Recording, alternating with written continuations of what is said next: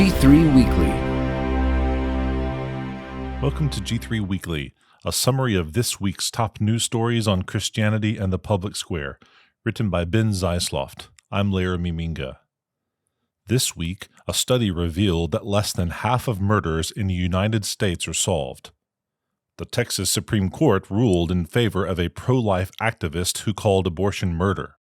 Meanwhile, a Christian school which came out as affirming toward self-professed LGBTQ students last year closed its doors after most of its donors pulled their funds. Majority of homicides in America go unsolved. Because the sentence against an evil deed is not executed speedily, the heart of the children of man is fully set to do evil. Ecclesiastes 8:11. Data reveal that less than 1 in 2 homicides in the United States typically remain unsolved.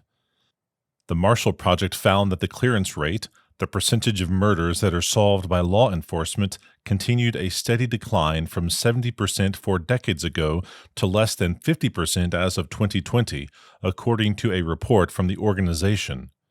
Experts said the decreased success in solving murders occurs because over time, a growing proportion of killings are being committed by strangers and unknown assailants as opposed to people the victim knew.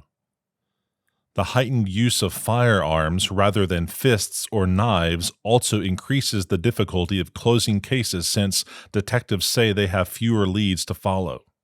The phenomenon comes alongside a spike in the murder rate following the social justice riots in the summer of 2020 and the related movement to defund police forces.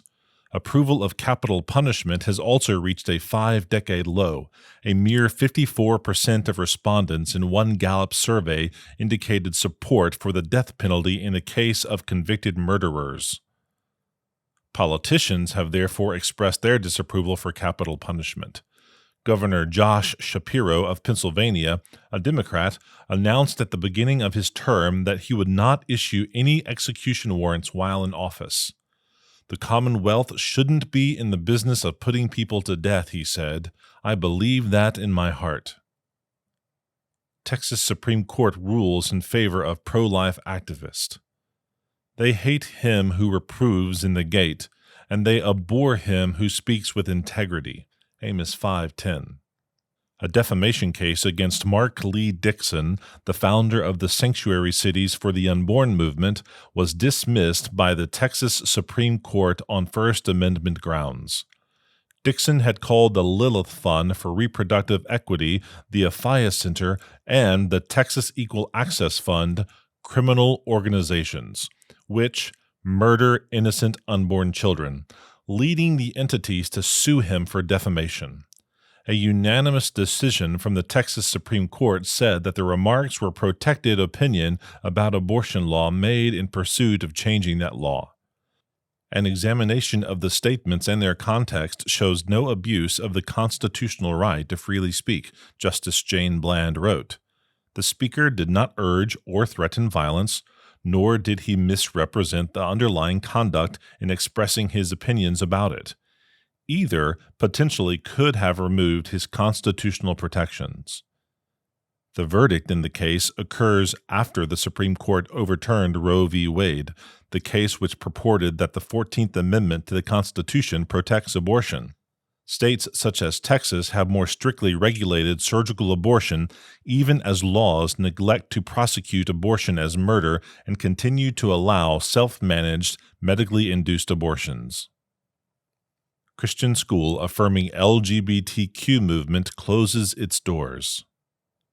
Take no part in the unfruitful works of darkness, but instead expose them. Ephesians 5:11. Urban Christian Academy in Kansas City, Missouri, was forced to close after administrators published a statement endorsing the LGBTQ movement and lost the support of donors. The private school, which educated students from kindergarten to 8th grade, added language to their website calling themselves an affirming institution. We stand with the LGBTQIA+ community and believe in their holiness. We celebrate the diversity of God's creation in all its varied and beautiful forms, the website reads. We believe God exists in gray and multitudes.